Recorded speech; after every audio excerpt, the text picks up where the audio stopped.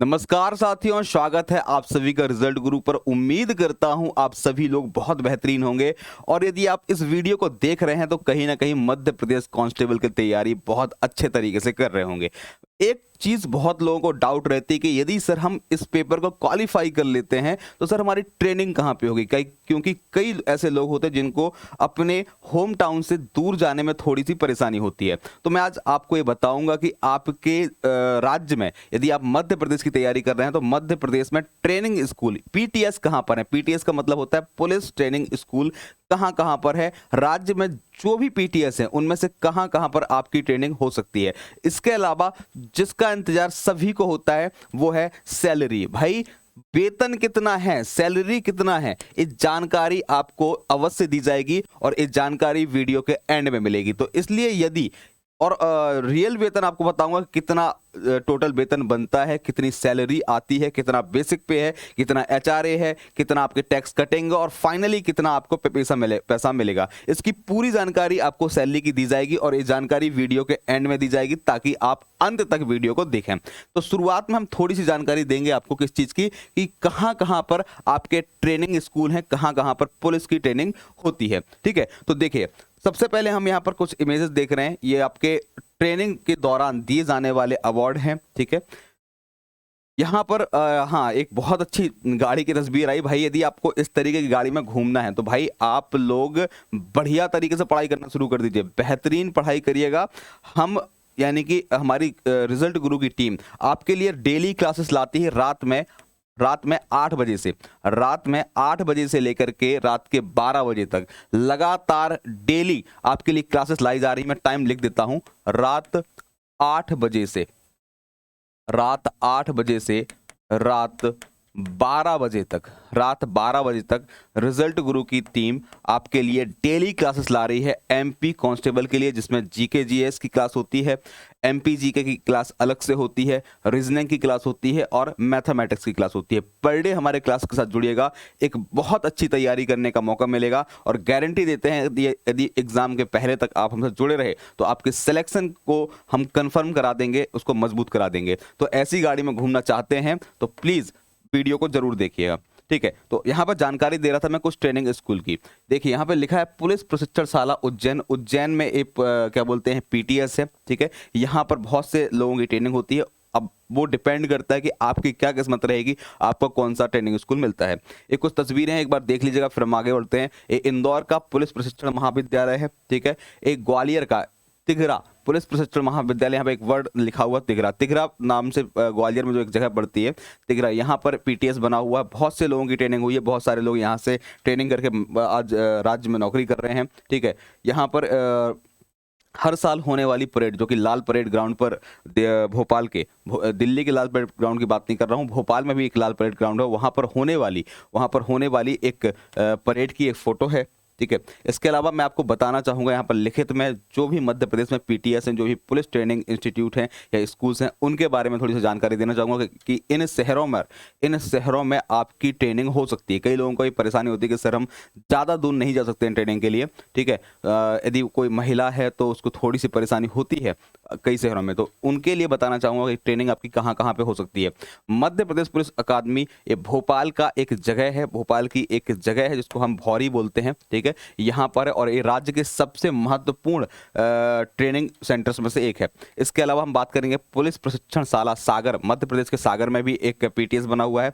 Jawaharlal Nehru police अकादमी सागर में है। ठीक है, मतलब कि एक पीटीएस के नाम से सागर में अलग है और जवाहरलाल नेहरू के नाम से जो पुलिस एकेडमी है वो अलग है। मैं आपको दो चीजें यहाँ पे बता रहा हूँ, एक तो आपको ये बता रहा हूँ कि आपकी ट्रेनिंग कहाँ होगी, साथ साथ जीके के पर्पज से क्वेश्चन एमपी जीके के अंदर पूछ लिया जाता है कि भाई साहब ये फलाना फलाना फलाना वाली जो स्कूल है कहाँ पर है। तो जीके के पर्पज से भी याद रखिएगा और आपको जो सहूलियत हो उसके पर्पज से भी याद रखिएगा। इसके अलावा विजिबल प्रशिक्षणशाला 6वीं वाहिनी ये जबलपुर में मिलेगा। पुलिस प्रशिक्षणशाला उमरिया में भी मिलेगा, उमरिया जो मध्य प्रदेश का एक जिला है यहाँ पर भी मिलेगा। Police radio training school Indore में है। ठीक है, बहुत सारे लोगों की ड्यूटी रेडियो ऑपरेटर के तौर पर भी निकलती है। ठीक है। तो जो वैकेंसी आती है रेडियो ऑपरेटर वाली, ठीक है, तो उनकी ट्रेनिंग इंदौर पे होगी। ठीक है, इसके साथ साथ आपको याद भी रखना है, आपको याद भी रखना है कि इंदौर में पुलिस रेडियो ट्रेनिंग इंस्टीट्यूट स्थित है। R A P T C एक क्या बोलते हैं, आप बोल सकते हैं ट्रेनिंग इंस्टीट्यूट है। ठीक है, कहाँ पर है? इंदौर में है। ठीक है, पुलिस प्रशिक्षण शाला तिघरा पे मिलेगा आपको। ठीक है, बता चुका हूँ फिर इसके बारे में। पुलिस प्रशिक्षण महाविद्यालय इंदौर यहाँ पर मिलेगा। इसके अलावा और कुछ बता रहा हूँ, विजुअल प्रशिक्षण शाला 8वीं वाहिनी ये छिंदवाड़ा में भी मिलेगा। एक पुलिस प्रशिक्षण शाला यानी कि पीटीएस रीवा में मिलेगा।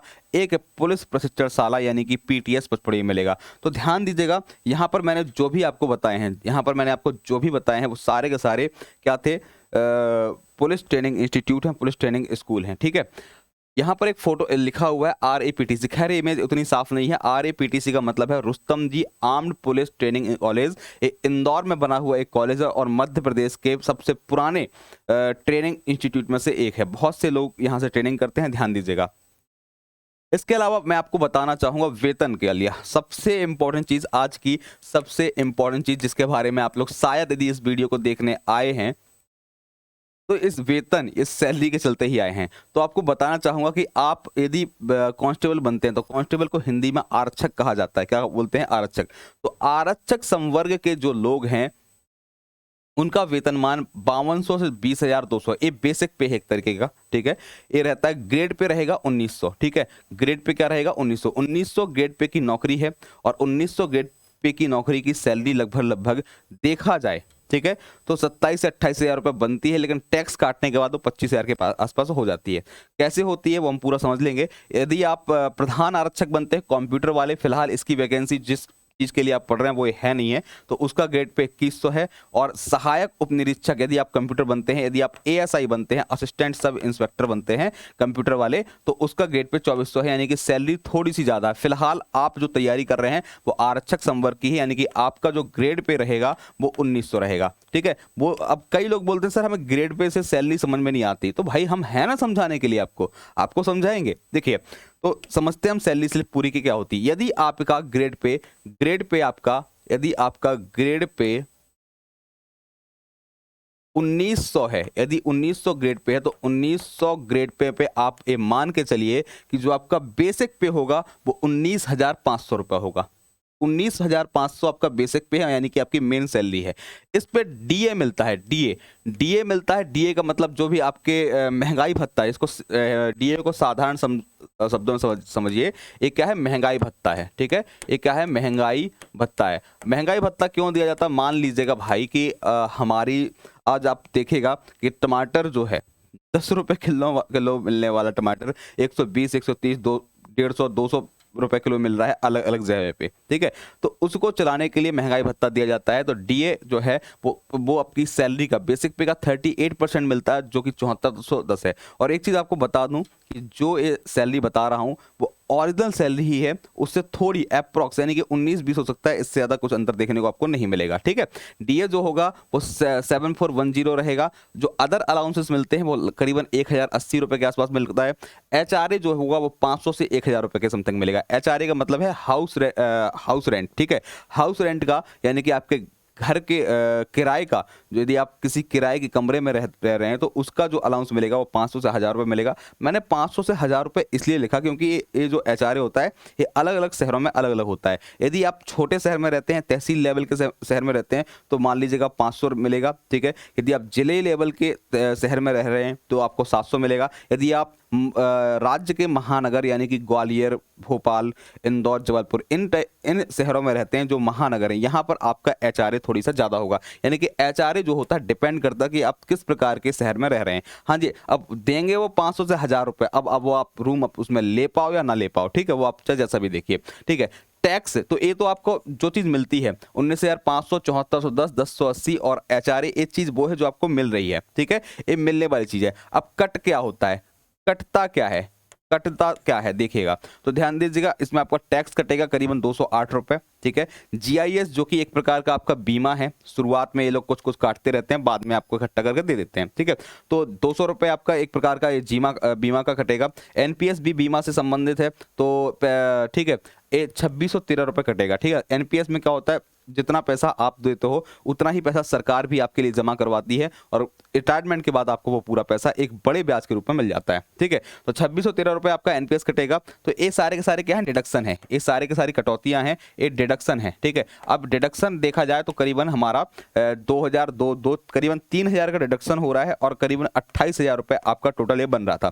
तो 28 में से 3 चला जाता है तो लगभग सैलरी आपकी 25,000 रुपये आएगी। ठीक है, तो टोटल सैलरी होगी 100% सैलरी आपकी 25,000 रुपये आएगी। लेकिन फिर भी थोड़ी सा यहाँ पर आपको एक पॉइंट समझना पड़ेगा। यहाँ पर एक पॉइंट जो आपको समझना है वो क्या है, सैलरी भले ही आपकी 25,000 रुपये हो लेकिन ये 100% सैलरी है। आपने जब नोटिफिकेशन देखा होगा तो उसमें एक बात लिखी होगी कि शुरुआत में हम आपको 100% सैलरी नहीं देंगे। जो 25,000 रुपये सैलरी यहाँ पे निकल करके आती है वो आपकी 100% सैलरी है, लेकिन सरकार ने कहा है कि शुरुआत में वो आपको 25% नहीं देगा। पहले साल में आपको करीबन बोल सकते हैं 70% सैलरी मिलेगी, अगले साल में आपको 80% मिलेगी, उसके अगले साल में 90% मिलेगी और जब आप चौथे साल में पहुंच जाओगे तब जाकर के आपको 100% सैलरी मिलेगी। इसका मतलब है कि आप 3 साल तक थोड़ी से अपने ओरिजिनल पेमेंट से कम पेमेंट पर काम करेंगे। ठीक है, एक चीज़ 3 साल तक चलेगी 70, 80, 90 वाली, जब चौथे साल में आएंगे तब आपको 100% सैलरी मिलेगी। तो दोस्तों ये जानकारी थी, क्या बोलते हैं, और किसका 100% यदि 25,000 है तो 70% यानी कि आप इसमें करीबन 7,500 रुपये घटा दीजिए तो शुरुआत में सैलरी आपकी 17,500 ही आपके पास आ पाएगी, क्योंकि इसमें 30% आपका रोक करके रखा जा रहा है। ठीक है, इसी तरीके से यहाँ पर 80% है 25,000 का, 90% है और चौथे साल में 25,000 का पूरा 100% मिलेगा। ये आपकी बेसिक सैलरी रहेगी। ठीक है, तो के बाद आपको सैलरी से संबंधित जो भी डाउट थे वो सारे क्लियर हो गए होंगे। उम्मीद करता हूँ कि सारी की सारी बातें आपको समझ में आ गई होंगी और सारी की सारी बातें पसंद आई होंगी। यदि वीडियो आपको पसंद आया है तो प्लीज़ इसको लाइक करिएगा, शेयर करिएगा, कमेंट करिएगा और हमारे चैनल को सब्सक्राइब करिएगा। जय भारत, जय हिंद, थैंक यू।